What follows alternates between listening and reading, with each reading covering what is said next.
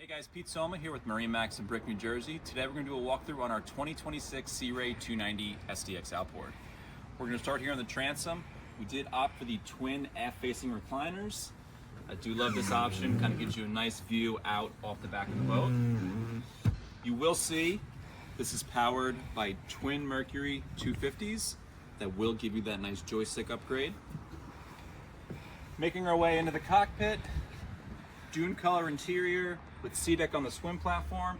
That sea deck is going to continue all the way into the cockpit here. Aft, we do have our teak table. This is removable, so you can remove that there. There is an option on the 290. You can get a table in the bow as well. Really nice L-shaped seating right here. On our starboard side, we're going to have our sink. These are all removable and stowable, and a little wet tray right there with refrigerator. Continuing in, you can see this nice beautiful tower here. We do have the tower insert panels there, black tower, black outboards that will match the full black hull color on this boat as well.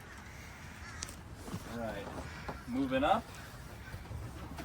Starting the port side here, you have forward and aft facing recliners there. Again, you can make your, kind of hang out with everybody in the back of the boat. Same thing on the port side. Our head compartment. At the helm here. Nice big Simrad display there that'll give you all of your boat's data, your tachometers, your chart plotter, your fish finder, the whole nine. Articulating wheel. Our throttles. Joystick controls, again with those twin Merc 250s. Fusion stereo remote. And just like the port side, our helm seat can go forward and back. Going up to the bow. Plenty of seating right here. Individual armrests on both sides. We have all of our cup holders underneath. And then wrapping it up, we do have our windlass anchor with controls here and controls with the helm.